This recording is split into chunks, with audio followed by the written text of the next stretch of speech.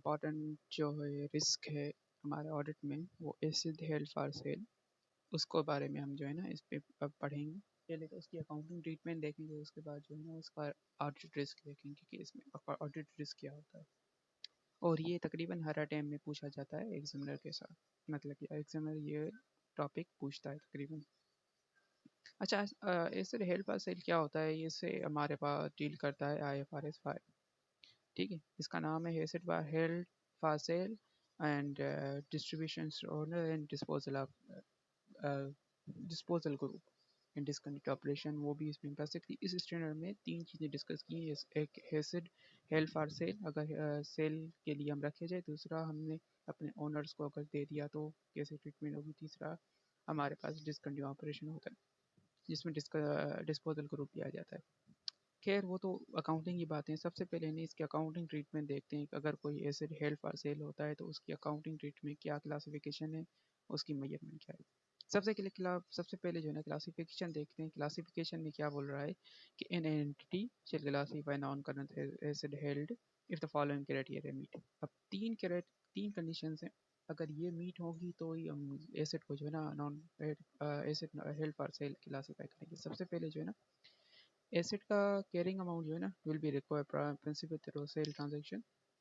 Cell transaction के थ्रू हमारा यानी कि मोटिव ये होना चाहिए कि उसका जो हम प्रिंसिपल अमाउंट रिकवर करेंगे वो उसको इस्तेमाल करके नहीं करेंगे बट को उसको सेल करके ही करेंगे। ये हमने माइंड में मैंने बना दिया। दूसरा, वो इमीडिएटली अवेलेबल बाय सेल होना चाहिए प्रेजेंट कंडीशन में। ठीक है, यानी कि उसका आपने एक बिल्डिंग सेल करना चाहते हैं या एक हमारे पास प्लांट सेल करना चाहते हैं। प्लांट में सेल करने का क्या होगा कि हमारे पास वो प्लांट अभी जो है ना हमने उसको क्या होगा ऑपरेशनल है और भी उसको डिसकंटिन्यू यानी कि ऑपरेशन से हटाया नहीं और हमने उसको क्लासीफाई कर दिया। हमने सिर्फ बोला है कि हमने जो है ना इसको डिसकंटिन्यू ऑपरेशन में शो किया है, ओ सॉरी हेल्प फॉर सेल में शो किया है, तो बैलेंस शीट में नॉन करंट से हेल्प फॉर सेल के तहत हमने करंट एसेट में शो किया है उस प्लान को।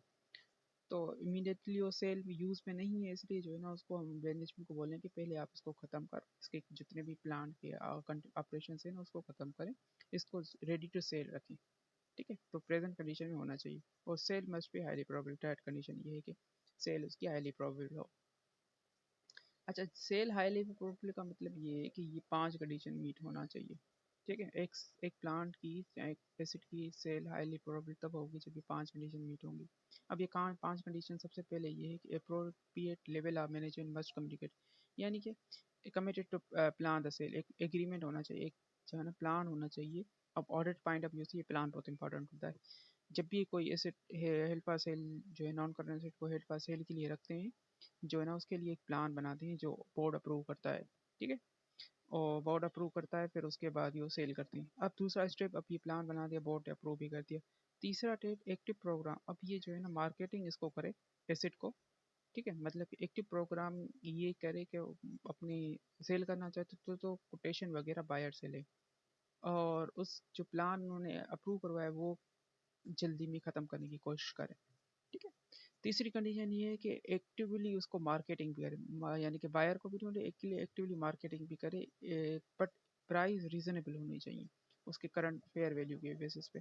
ऐसा नहीं है कोई प्लांट की एक्चुअल अभी जो करंट फेयर वैल्यू के हिसाब से उसकी कंडीशन के हिसाब से 20 रुपये की प्राइस है, बट कंपनी ने वो पुराना जो है ना 50 रुपये में लिया था, तो 50 रुपये में अगर उसकी रीजन 50 रुपये मार्केटिंग कर रहे हैं ना प्राइस की, तो इस पर तो कोई परचेज करेगा नहीं, तो ये रीजनेबल प्राइस नहीं होगी, तो इसलिए 30 रुपये पे ही उसको मार्केटिंग करना चाहिए। अच्छा, sale must be expected within एक साल में, हमें लगता हो मैनेजमेंट को लगता हो, उसके बाद एस्टिमेशन हो जाए, ऐसे कोई एविडेंस हो जिसमें वो लगता हो कि उसकी सेल जो है ना क्लासिफिकेशन की एक साल के अंदर अंदर क्या हो जाएगी।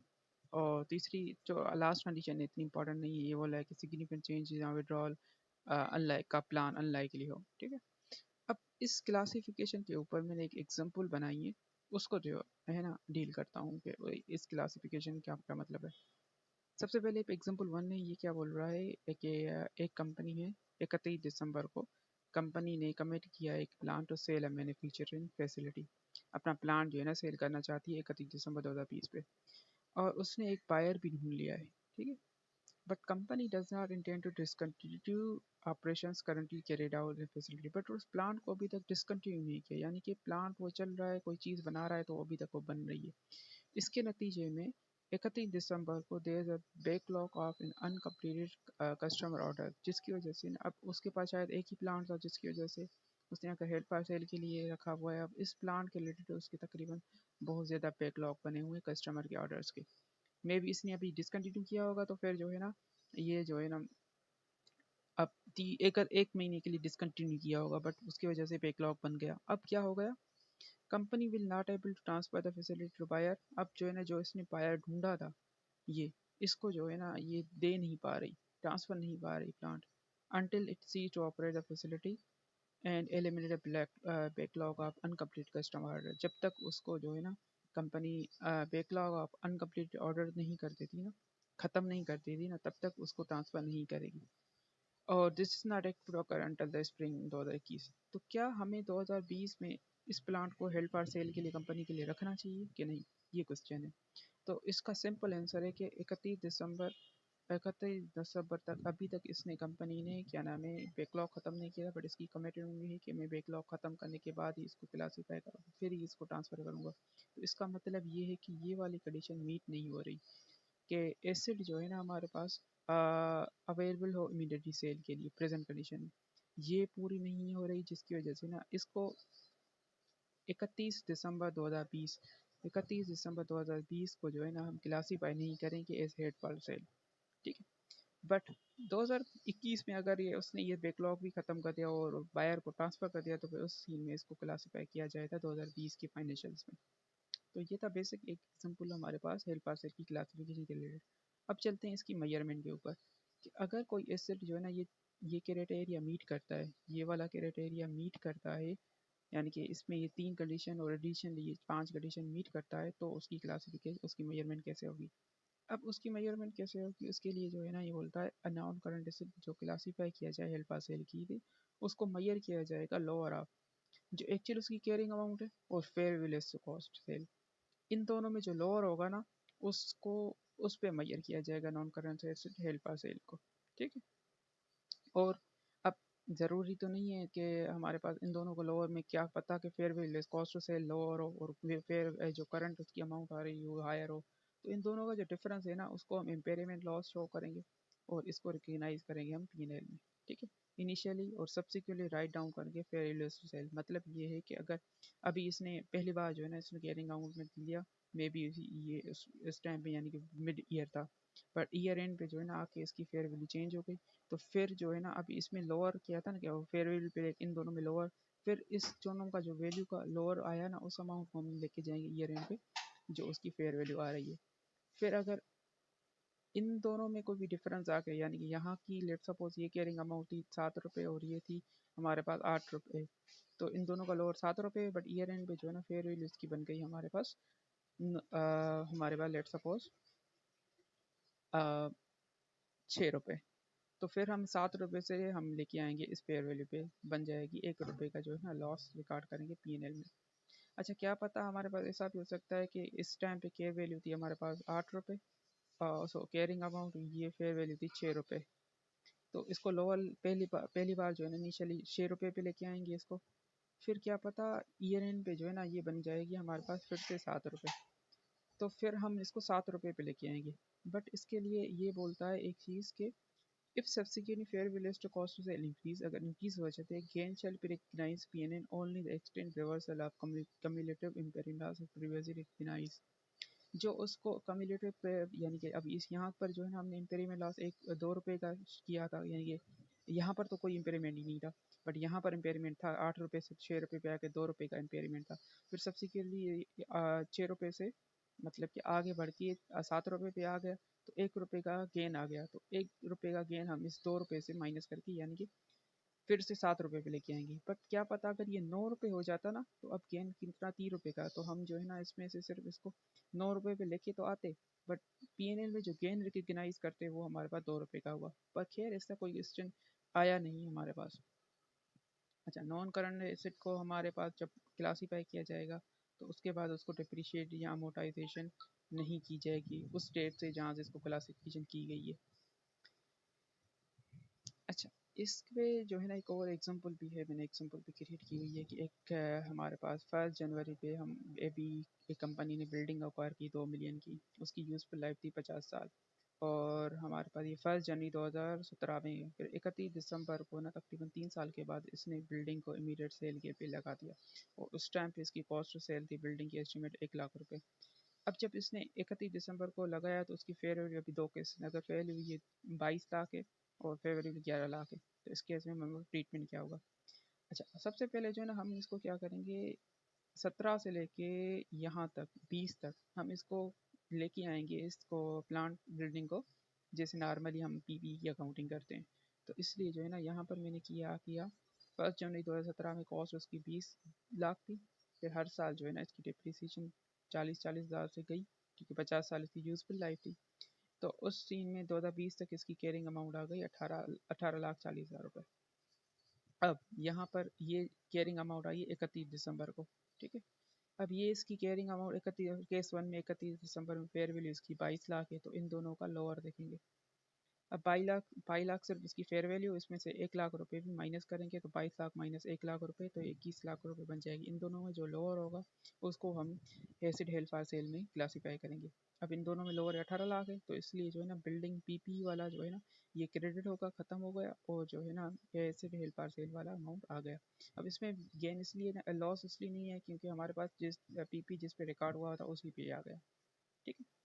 अच्छा, ये केस 1 था। अब कि हमारे पास केस 2 में 11 लाख उसकी फेयर वैल्यू है, तो 11 लाख मैंने फेयर वैल्यू रखी, और कैरिंग अमाउंट सेम 18 लाख 40 हज़ार। इन अब 11 लाख में से 1 लाख रुपए के कॉस्ट ऑफ सेल माइनस करेंगे तो 10 लाख बन जाएगी। अब इन दोनों में जो लोअर होगा वो हमारे पास उसकी कैरिंग अमाउंट है, ये एसिड हेल्ड फॉर सेल की, तो यहाँ पर 10 लाख इसकी कैरिंग अमाउंट आ गई, तो पीपी 18 लाख से कम हो गया।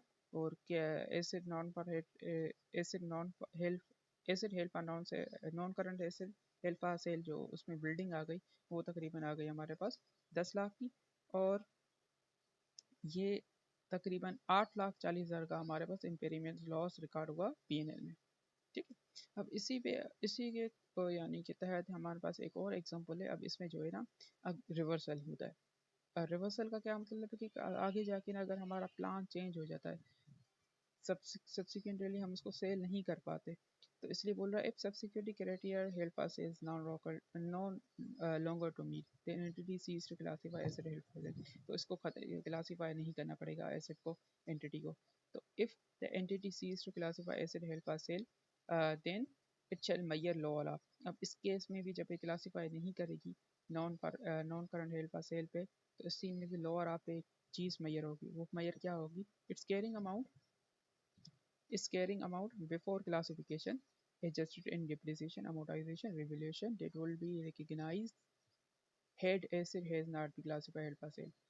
मतलब ये है कि अगर सीज करती है ना तो उस सीन में हमारे पास ये देखेंगे कि इसकी दो चीज़ों को कंपेयर करेंगे। पहली चीज़ ये है कि उसकी कैरिंग अमाउंट अगर हम इसको क्लासीफाई नहीं करते तो क्या आती, उसमें से डिप्रिसिएशन वगैरह माइनस करने के बाद फिर उसको कंपेयर करने की उसकी रिकवर अमाउंट उस डेट पे जब सब्सिक्वेंटली डिसीजन हुआ है नॉट टू सेल का, तो उस सीन पे उसकी रिकवर अमाउंट देखेंगे, इसको कंपेयर करेंगे उस कैरिंग अमाउंट से जो हमारे पास क्या हो जाएगा अगर ये हमारे पास ऐसे कभी क्लासीफाई हुआ ही ना हो। और इन दोनों का जो डिफरेंस होगा ना वो हम फिर से रिकग्नाइज करेंगे पीएनएल में। अब इसके ऊपर भी एक एग्जांपल है। अब इस एग्जांपल के 3 में मैं क्या समझाने की कोशिश हुआ, वही जो कॉन्सेप्ट हमने वहाँ पढ़ा। इसमें क्या कर रहा है, ए बिल्डिंग वाज परचेज 1 जुलाई 2015 पे एक हमने बिल्डिंग परचेज की 40 मिलियन की, और इनिशियल एस्टिमेट यूजफुल लाइफ उसकी 8 साल थी। 30 जून 2017 यानी कि फिर से 2 सालों के बाद 16-17 के बाद हमने क्या किया, इसको classify is held for cell. तो यहाँ से लेके इसको यहाँ तक कैरिंग अमाउंट कैलकुलेट करनी पड़ेगी, बट उसकी फेयर वैल्यू उसकी उस टाइम पे तो हमारे पास अभी देखो यहाँ पर दो फेयर वैल्यू 17 पे अलग है जब उसको क्लासीफाई किया था फर्स्ट टाइम, अब सब्सिक्वेंटली उसकी 1 साल के बाद उसकी फेयर वैल्यू अलग है। अब फिर उसके बाद क्या हुआ, ऑन 30 जून 2019 यानी कि तकरीबन 4 साल के बाद हमने क्या किया, plan to sell a building was change, वो प्लान चेंज हो गया। अब उस टाइम पे जब प्लान चेंज हुआ रिकवर अमाउंट की थी 24 मिलियन। तो अब हम क्या करेंगे उसकी ट्रीटमेंट देखते हैं। सबसे पहले मैंने इसको कहला अगर तो ये क्लास पे होता ही नहीं तो हमारे पास 30 जून 2019 तक इसकी कैरिंग अमाउंट क्या आती। तो 15 पे इसकी कॉस्ट ये 40 लाख थी। फिर हर साल जो है ना इसकी 8 लाख इसकी 8 साल में क्या है हमारे पास यूजफुल है, तो 40 लाख को डिवाइड किया मैंने 8 से, तो हर साल का डिप्रीसिएशन लेके आ गया 5 4 सालों का डिप्रीसिएशन तकरीबन 20 लाख आ गया। तो 20 लाख इसकी वेरिंग कम आ गया, बाकी रिमेनिंग कैरिंग अमाउंट 20 लाख आ गया अगर तो ये क्लासीफाई नहीं किया गया होता। बट हमने क्या किया है, हमारे पास तकरीबन 30 जून 2017 को हमने क्लासीफाई किया। तो क्लासीफाई करने के बाद जो है ना हमारे पास ट्रीटमेंट क्या हुआ उसको देखते हैं। 2 साल की मैंने डिप्रीसिएशन रिकॉर्ड की और 30 जून तक इसकी कैरिंग अमाउंट आया 30 मिलियन। अब 30 मिलियन पे इसकी कैरिंग अमाउंट 30 मिलियन थी, 30 जून 2017 पे कैरिंग अमाउंट 30 मिलियन थी और इसकी फेयर वैल्यू थी 27। तो इन दोनों का जो लोअर होगा वो हमारे पास क्या हो जाएगा, इसको जो क्लासीफाई करेंगे हेल्ड फॉर सेल उस पर रिकॉर्ड करेंगे। मतलब ये है कि बिल्डिंग जो 30 मिलियन वाली थी उसकी कैरिंग अमाउंट उसको कम करके 27 पे लेके आएंगे और डिफरेंशियल अमाउंट हमारे पास क्या हो जाएगा, पीएल में डेबिट हो जाएगा, यानी लॉस रिकॉर्ड हो जाएगा। अब उसके बाद ईयर एंड पे सबसे के लिए हमें इसको हमेशा जब भी हम क्लासीफाई किए करें तो उसको सबसे के लिए फिर फेयर वैल्यू कॉस्ट सेल में ही हमें रखना है, बट 1 साल से ऊपर नहीं होना चाहिए। बट कुछ ऐसी सरकमस्टेंस आ जाती है जैसे मैनेजमेंट 1 साल से ज़्यादा लगती है, अनयूजुअल कुछ मसला आ जाता है प्लांट में इस तरह से, तो उसकी वजह से इस केस में भी 1 साल से ज़्यादा उसको टाइम हो गया नॉन पर हेड में। बट 1 साल के ऊपर हो गया, 2 साल हो गए, तीसरा साल नहीं होगा, तीसरे साल में वो कंडीशन मीट ही नहीं, जिसकी वजह से इसको चेंज करना पड़ा प्लान। तो दूसरे साल पे हमारे पास 30 जून 2 रुपये इस पे इसकी फेयर वैल्यू है ज़्यादा, यानी 2 रुपये ज़्यादा है। तो लॉस ऑलरेडी हमने कितना रिकॉर्ड किया था, 3 रुपये का, 2 रुपये का हम लॉस बढ़ा सकते हैं, इसलिए हम रिवर्सल किया इम्पेयरमेंट लॉस का।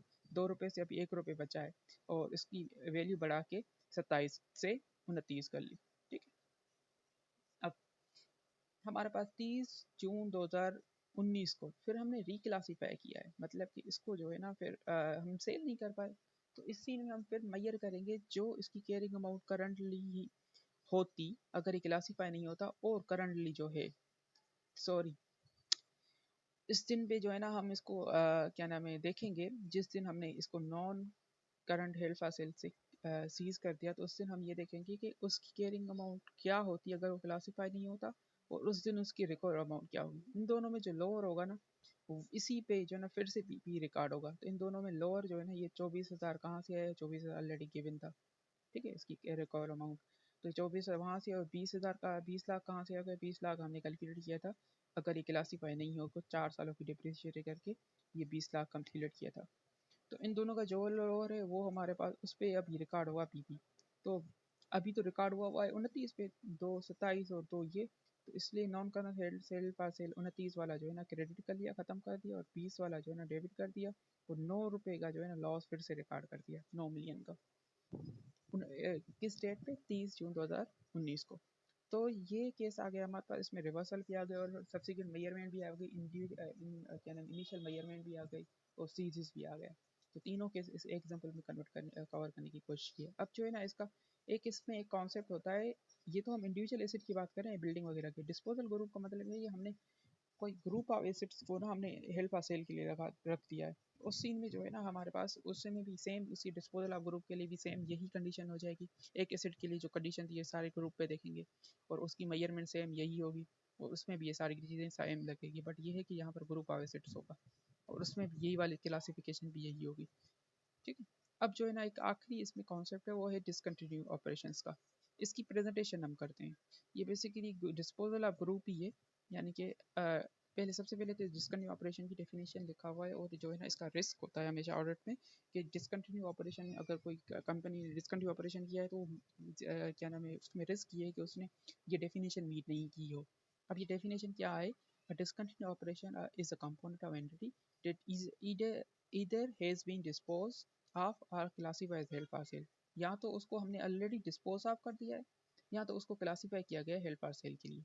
एक कंडीशन ये हो गई, या तो डिस्पोज किया जाए हेल्ड फॉर सेल के लिए क्लासीफाई किया है। दूसरी कंडीशन वो जो है ना एक separate major line of business या जोग्राफिकल कोई एरिया जो है ना होनी चाहिए, यानी कि कोई हमारे पास एक बिल्डिंग या एक पूरी फैक्ट्री ये फिजिकल लोकेशन होनी चाहिए, जहाँ एक मेजर कंपोनेंट होना चाहिए हमारे बिजनेस का, यानी कि सेगमेंट होना चाहिए जिसको हम सेल कर रहे हैं, उसको रिप्रेजेंट करो। और is a part a single coordinate plan and dispose of separate major line geographical area, और जो है ना वो जो हमारा कंप्लीट एरिया है उसका एक सिंगल पार्ट होना चाहिए, या तो ये।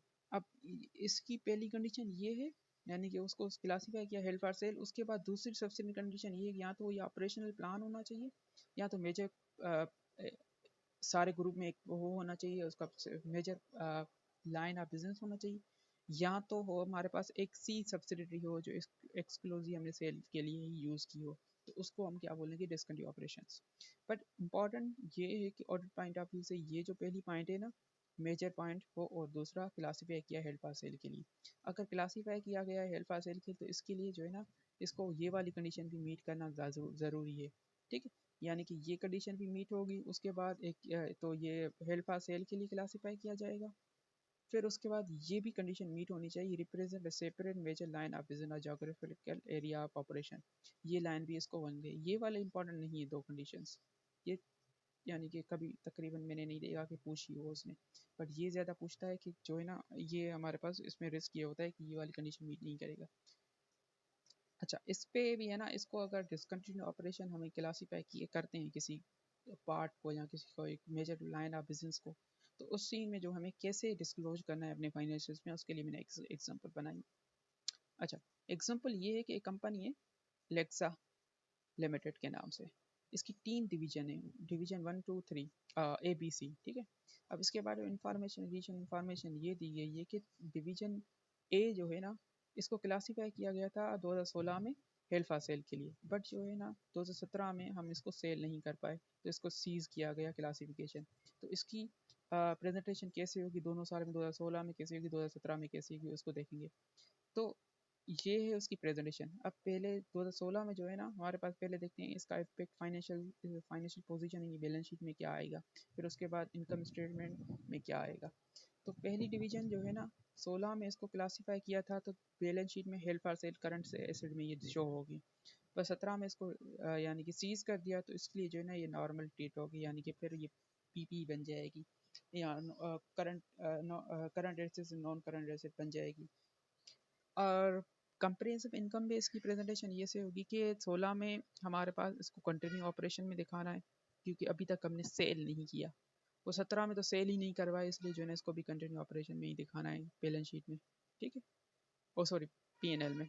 उसके बाद दूसरी हमारे पास ये है कि दूसरे के बारे में क्या बोल रहा है, डिवीजन बी जो है ना क्लासीफाई की गई थी, इसको भी 16 में क्लासीफाई किया था, फिर 17 में इसको बेच दिया। तो अब इसको क्या करेंगे हम, किस तरह से इसको देखें कि डिवीजन बी जो है ना, 16 में इसको क्लासीफाई किया तो हेल्ड फॉर सेल में बैलेंस शीट में शो हो रही थी, 17 में अपीयर ही नहीं होती क्योंकि ये सोल हो गई, सेल हो गई। अब जो है ना P&L में हम कैसे शो करें, क्योंकि 17 में may be during the year cell हुई है, तो कुछ ईयर में हमारे पास कुछ मंथ में तो ये होगी हमारे पास, तो इससे कुछ ना कुछ इनकम आई होगी, जहाँ इससे कुछ ना कुछ हुआ होगा, इसकी रिकवरी बैलेंस, इसका जो है ना हमारे पास क्या पता एक प्लांट हो जिसकी ऑलरेडी मैंने क्रेडिट पे सेल की हो, तो उसकी सेल हमें पैसे मिले हो, तो इसलिए जो है ना इसकी डिसकंटिन्यू ऑपरेशन दिखाएंगे हम 17 में भी और 16 में, दोनों सालों में, क्योंकि 16 में तो अभी तक सेल हुआ नहीं था, इसलिए जो है ना डिसकंटिन्यू ऑपरेशन में शो करेंगे। तो 17 में ऑलरेडी शेयर हो गया था, सेल हो गया, तो इसलिए फिर भी इसको डिसकंटिन्यू ऑपरेशन में ही शो करेंगे। अच्छा, इसी तरह से हमारे पास केस यानी कि डिवीजन सी है, इसको क्लासीफाई किया था 17 के स्टार्ट में, और 17 में ही सोल्व हो गई।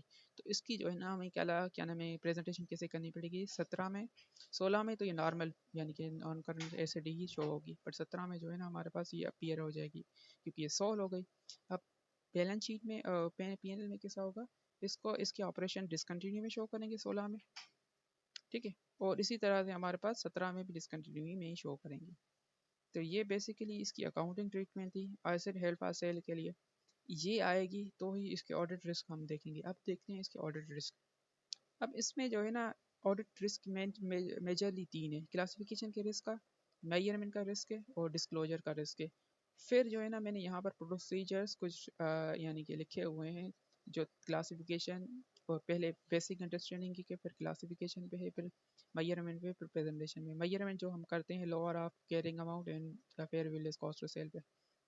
तो इसको जो है ना अभी इसके ऑडिट ट्रीटमेंट देखते हैं कि ऑडिट ट्रीटमेंट इसकी क्या होगी। सबसे पहले क्लासिफिकेशन का जो हमारे पास रिस्क होता है वो ये होता है कि management might incorrectly classify non current health for sale before meeting recognition criteria. यानी कि ये कंडीशन जो 3 हमारी कंडीशन थी मेन, हमें ये लग रहा है कि ये कंडीशन मीट नहीं होगी, पर मैनेजमेंट ने इसको क्लासीफाई किया गया हो।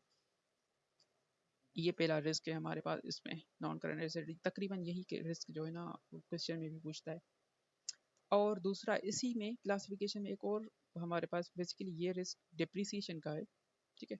सीज डिप्रिसिएशन अर्लियर और resulting reduction depreciation expend our state profit for the period, क्योंकि हम जब क्लासीफाई किए करते हैं ये बेसिकली रिस्क है मेजरमेंट का, इसको गलती से यहाँ पर लिख किया गया बट ये मेजरमेंट का रिस्क है, ठीक है। अच्छा, ये रिस्क क्लासिफिकेशन का रिस्क एक ही है कि हमारे पास क्या हो जाएगा कि इसको क्राइटेरिया मीट नहीं होगा फिर भी इसने क्लासीफाई किया होगा। अच्छा, मेजरमेंट का रिस्क ये है कि जो है ना, एक तो डिप्रिसिएशन उसने जो है ना ये जो पहली पॉइंट है यहाँ पर, जो यहाँ पर नहीं लिखनी चाहिए थी बट ये मेजरमेंट का रिस्क है। This may be done cease to depreciation earlier. अच्छा, बेसिकली जो है ना हमारे पास क्लासिफिकेशन अगर इसने मीट, ये सॉरी इसके साथ ही है, क्लासिफिकेशन के साथ ही जो है ना ये रिस्क है। अब जो है ना अगर उसने क्लासिफिक कंडीशन मीट नहीं किया और ऑलरेडी उसको क्लासीफाई किया गया तो उसकी वजह से इसने ये क्यों किया होगा उसका रीज़न ये लिखा हुआ है कि इसने इसलिए किया होगा ताकि अगर क्लासीफाई कर लेगा तो डिप्रेशन अर्ली इसकी बंद हो जाएगी, जिसकी वजह से ना इसका ओवर स्टेट प्रॉफिट बढ़ जाएगा फॉर द ईयर उसी पीरियड का, क्योंकि डिप्रिसिएशन उसकी रिकॉर्ड नहीं होगी। डिप्रिसिएशन बेसिकली जिस दिन भी हमने इसको ठीक हेल्ड फॉर सेल के लिए क्लासीफाई किया तो वहाँ से डिप्रिसिएशन इसकी बंद हो जाती है। तो इसलिए उस ईयर की हमारे पास डिप्रिसिएशन एक्सपेंड में रिडक्शन आ जाएगी और प्रॉफिट बढ़ जाएगा, जिसकी वजह से ना ये रिस्क आ सकता है। अच्छा, मेजरमेंट का रिस्क ये है कि मैनेजमेंट ने ना इसको सही से मेजर नहीं किया गया, लोअर ऑफ कॉस्ट और lower of carrying amount and fair value less cost to sell पे, यानी कि इसकी इस पे मेजर नहीं किया और इम्पेयरमेंट लॉस इसका रिकॉर्ड नहीं किया होगा पीएनएल में सही तरह से। ये मेजरमेंट का रिस्क है। डिस्क्लोजर का रिस्क ये है कि जैसे कि हमने यहाँ पर इसको non appearing held for cell, तो फिर जो है ना यहाँ डिसकंटिन्यू ऑपरेशन इस तरह से इसने शो नहीं किया गया, operation as present is discontinue even though they do not meet the criteria. इसने डिसकंटिन्यू में शो किया जबकि वो सेम वही क्राइटेरिया इसका मीट नहीं करे। अब इसके रिलेटेड हमारे पास क्या है, कुछ और प्रोसीजर है जो इन तीनों को क्लास इन तीनों के ऊपर है।